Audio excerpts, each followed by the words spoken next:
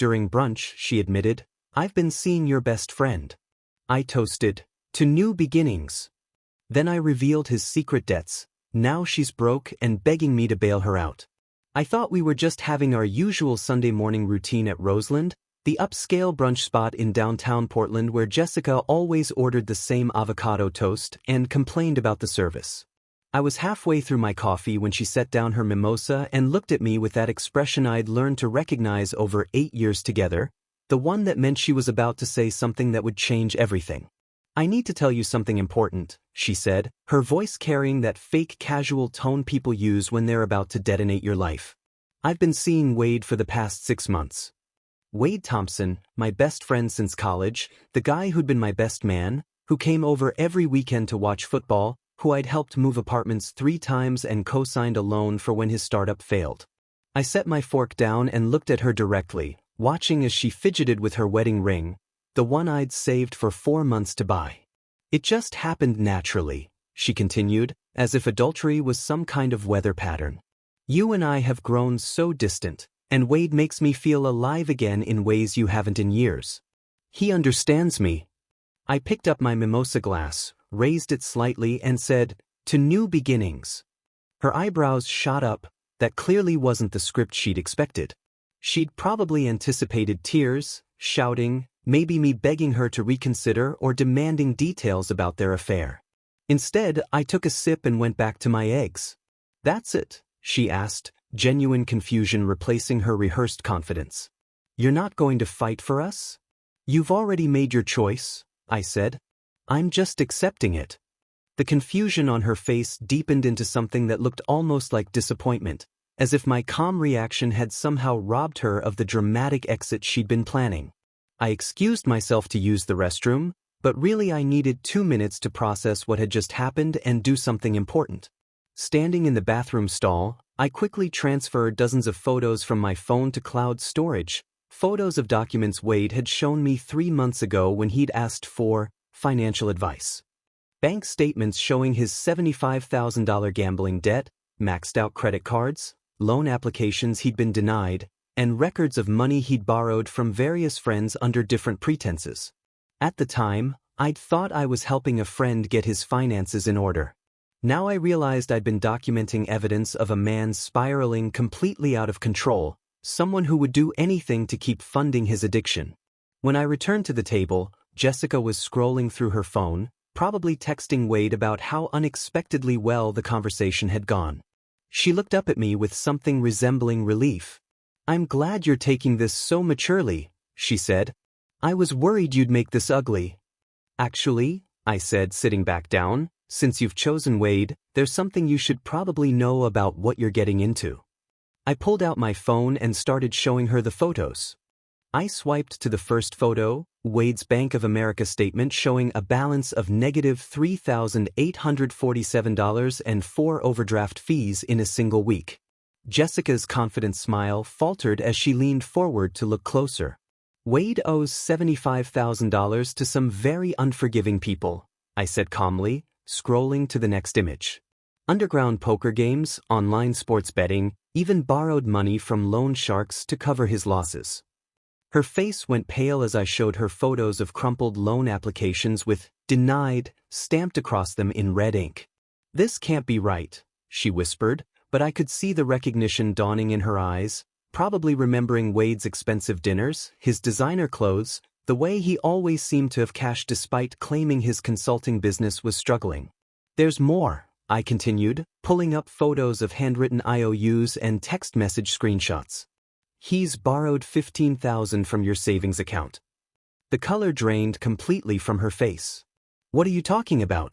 I never gave him access to my accounts. Check your phone, I suggested. How many times has Wade used it while staying over at our house? How often did you leave your laptop unlocked while he was around? I watched her fumble with her banking app, her hands trembling slightly as she navigated to her savings account. The number on the screen made her gasp audibly. Where there should have been $18,000, there was now $2,847. He's been using your information to apply for credit cards in your name, I explained, showing her more photos. Payday loans, personal loans, even put you down as a co-signer on some of his gambling debts. She was frantically scrolling through her account history now, seeing withdrawal after withdrawal that she'd never authorized. When did this happen? How did he get my social security number? You probably gave it to him when he said he was helping you apply for that better credit card last month, remember? The one that would give you more rewards points. Her phone rang, the bank's fraud department calling about suspicious activity on her accounts. As she answered with shaking hands, I calmly finished my Eggs Benedict and watched her world crumble in real time. Yes, this is Jessica, she said into the phone. No, I didn't authorize any of these transactions. Someone has stolen my identity. The irony wasn't lost on me that the someone was her new lover, the man who supposedly understood her better than her husband of 8 years ever could. By the time she hung up, she'd learned that her credit score had dropped from 780 to 420 in the past month, and there were 3 different collections agencies trying to reach her about debts she'd never incurred. I need to call Wade right now, she said, but her hands were shaking too badly to dial. I signaled for the check, left cash on the table, and stood up. Good luck with that conversation, I said. I'm sure he'll have a perfectly reasonable explanation for destroying your financial future. Over the next week, I watched Jessica's life implode from a careful distance while I quietly protected my own assets.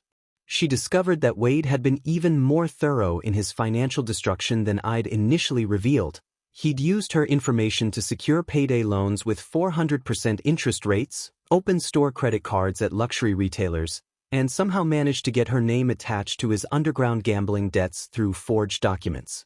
The collections calls started on Tuesday, with 3 different agencies demanding immediate payment for debts totaling $47,000.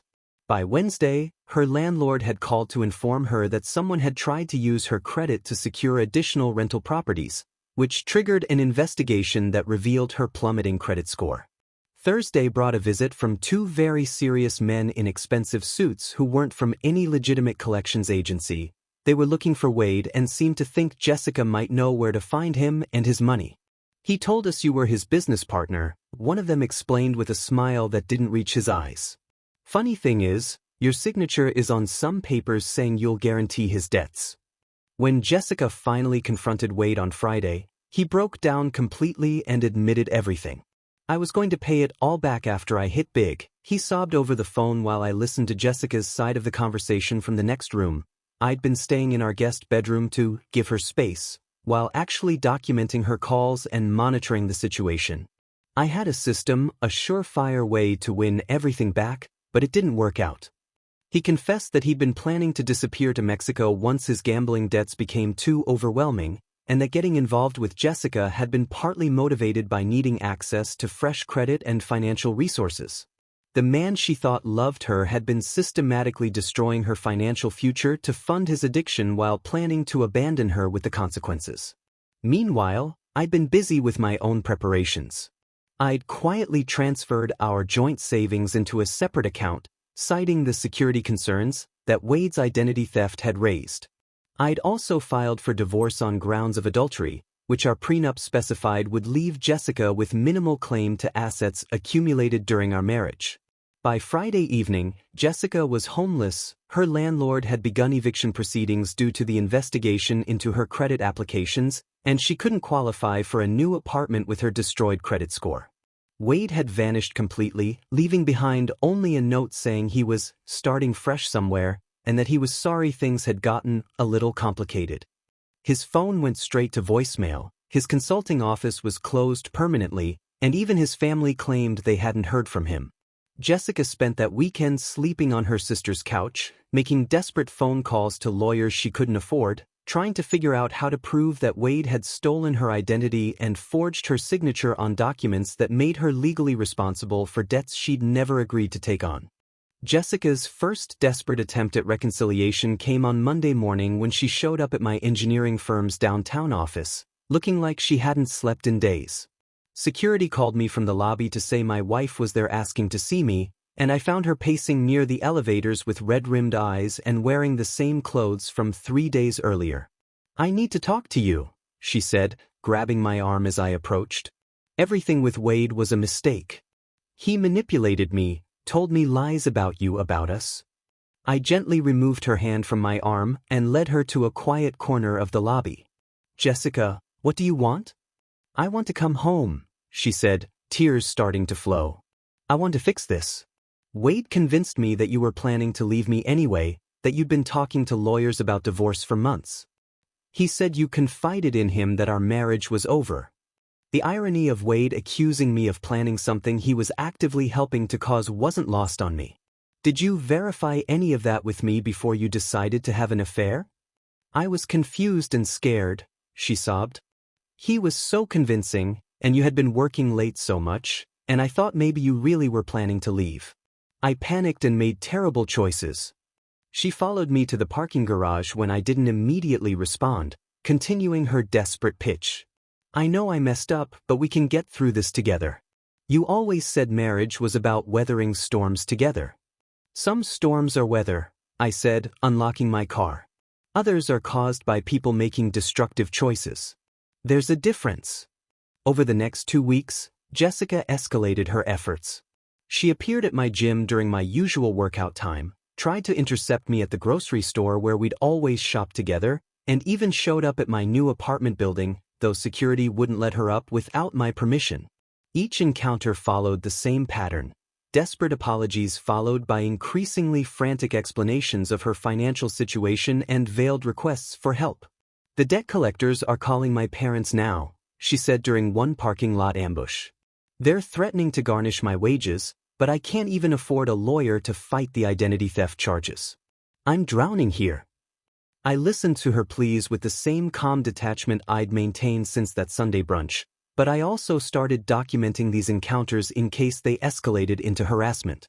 I understand you're in a difficult situation, I told her, but helping you clean up Wade's mess would just enable the poor judgment that got you here in the first place. Poor judgment? She said, her desperation turning to anger. I was emotionally manipulated by someone I trusted. You're my husband, you're supposed to help me when I'm in crisis. I was your husband when you chose to have an affair, I replied. Now I'm just someone you used to be married to who happens to know exactly how you got into this situation. I handed her a business card I'd been carrying. This is a bankruptcy attorney who specializes in identity theft cases. And here's the number for the police fraud department. Those are the people who can actually help you. Her face crumpled as she realized I wasn't going to be her financial lifeline. I can't afford a lawyer, and the police said civil issues are handled through the courts. I'm completely trapped. Actions have consequences, I said, getting into my car. Even when those actions seemed reasonable at the time. 3 months after the divorce proceedings began, I'd settled into a surprisingly peaceful routine in my new downtown apartment while Jessica's attempts to contact me became increasingly desperate and creative. I'd started dating Claire Richardson, a veterinary technician I'd met through my coworker's birthday party, and found myself remembering what it felt like to be with someone who actually enjoyed my company instead of just tolerating it. Claire appreciated my methodical approach to planning dates, laughed at my engineering jokes, and insisted on splitting every check without making it a political statement about gender roles. You're different than I expected, she told me after our 3rd date, when I'd mentioned being recently divorced. Most guys going through divorces are either bitter or desperate. You seem remarkably at peace. I was at peace, in a way I hadn't experienced during the last few years of my marriage. Meanwhile, Jessica had discovered my relationship through social media and escalated her campaign to regain my attention.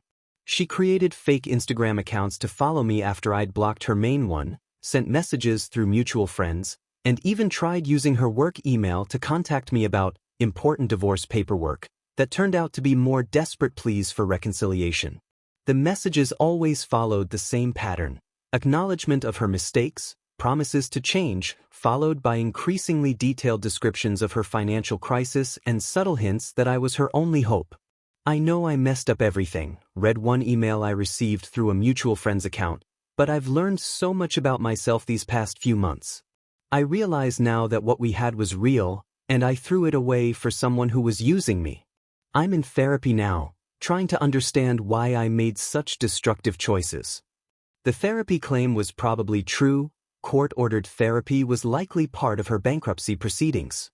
But the timing of her self-discovery, coinciding perfectly with her financial desperation, made her newfound insights seem less than genuine. The most brazen attempt came when she somehow obtained Claire's phone number and called her directly. Claire told me about it over dinner, more amused than upset. "Your ex-wife called me today," she said, cutting into her salmon. "She warned me that you were vindictive and controlling, and that you'd destroyed her life out of spite when she tried to leave you. How did she get your number? Probably called the veterinary clinic and pretended to be a client. She knew I worked there, which means she's been doing research." Claire took a sip of wine and smiled. She seemed genuinely shocked when I told her I already knew the whole story about Wade and the gambling debts. I told Claire everything during our second date, figuring she deserved to know what kind of chaos might spill over from my previous relationship. Her response had been refreshingly practical. "So she cheated with someone who stole her identity and destroyed her credit. That's not your fault or your responsibility to fix." "What else did Jessica say?" "She tried to convince me that you were financially abusive, that you controlled all the money in your marriage and left her helpless. When I pointed out that she'd had her own job and her own bank accounts, she got flustered and started talking about how you were manipulating me the same way." Claire seemed to find the whole conversation entertaining rather than threatening. I told her that if you were really as controlling as she claimed, I probably wouldn't be paying for half our dinner tonight. The phone call to Claire marked a turning point in Jessica's behavior. Instead of making her seem sympathetic, it revealed the extent of her desperation and willingness to manipulate strangers to get what she wanted. 6 months after the divorce was finalized, Jessica's life had reached what could only be described as rock bottom, while mine had steadily improved in ways I hadn't expected. I learned through mutual friends that she'd been forced to declare bankruptcy, which eliminated most of Wade's debts but also destroyed any remaining credit and made her essentially unemployable in her marketing field due to the background checks revealing her financial chaos. She'd moved back in with her parents in their small ranch house in Gresham, sleeping in her childhood bedroom at age 32 while working 2 part-time jobs, one at a call center and another cleaning houses on weekends. The marketing career she'd built over 8 years was effectively over, since most firms in Portland now associated her name with financial instability and poor judgment. Meanwhile, I'd received news that Wade had surfaced in Las Vegas, where he'd somehow managed to marry a wealthy widow within 3 months of arriving. Nevada's asset protection laws and his new wife's money shielded him from most of the creditors who were still pursuing Jessica, and he'd apparently started fresh with a new identity and claimed to be a successful business consultant again. The bitter irony wasn't lost on me that the man who'd destroyed Jessica's life had landed on his feet while she remained trapped in the consequences of trusting him. "It's actually impressive how quickly he recovered," my friend David told me over beer one evening. "Jessica's still dealing with collection agencies and legal threats while Wade's posting photos from expensive restaurants on Instagram with his new wife." Through David, I also learned that Jessica had finally started attending Gamblers Anonymous meetings. Not because she had a gambling problem, but because the group's focus on enabling behaviors and financial abuse resonated with her situation. She'd apparently begun to understand how she'd ignored obvious warning signs about Wade's behavior and made choices that prioritized excitement over stability. It was genuine progress, but it came at the cost of everything she'd worked to build in her adult life. During this same period, my relationship with Claire had deepened into something I'd never experienced with Jessica: genuine partnership based on mutual respect and shared values. Claire had been supportive during the ongoing legal issues related to Jessica's attempts to involve me in her bankruptcy proceedings, and had helped me process the betrayal without becoming bitter or cynical about relationships in general. We'd moved in together to a house in the suburbs with mountain views, and I'd been promoted to senior engineering manager with a substantial salary increase.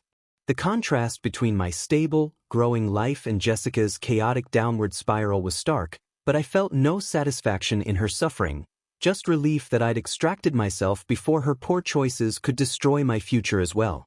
The final contact attempt came in the form of a handwritten letter delivered to my office, circumventing all the electronic blocks I'd put in place. Jessica's handwriting looked shaky, and the letter itself was remarkably different from her previous desperate communications. I know you probably won't read this, but I need to say something for my own peace of mind, it began. I'm not asking for money or help or another chance. I'm in therapy for real now, and I understand that what I did to our marriage was unforgivable. Wade didn't force me to have an affair, he just gave me an excuse to do something I was apparently already willing to do. I convinced myself that our marriage was boring and that I deserved something more exciting, when what I actually had was something stable and real. I'm sorry for trying to paint myself as a victim when I was really just someone who made selfish, destructive choices and then expected you to help me deal with the consequences. I read the letter twice, then filed it away without responding. The apology felt genuine, but it had come far too late to matter in any practical sense. A year after the divorce was finalized, Claire and I were attending our mutual friend David's wedding at a vineyard outside Portland when I spotted Jessica across the reception hall, looking remarkably different from the desperate woman who'd been stalking my workplace months earlier. She appeared sober and clear-headed, wearing a simple dress that looked like it came from a department store rather than the designer boutiques she used to frequent, and she was sitting alone at a table near the back, nursing a single glass of wine while watching the dancing with what looked like genuine contentment rather than bitter envy.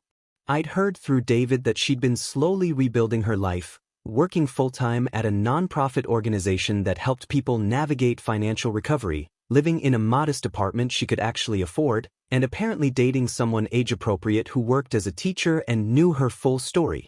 When she noticed me watching her, she approached our table during a quiet moment when Claire had gone to the bathroom. "I wasn't sure you'd be here," Jessica said, her voice steady and without the desperate edge I'd grown accustomed to hearing. "I almost didn't come, but David's been a good friend through everything, and I didn't want my mistakes to cost him guests at his wedding." "You look well," I said and meant it.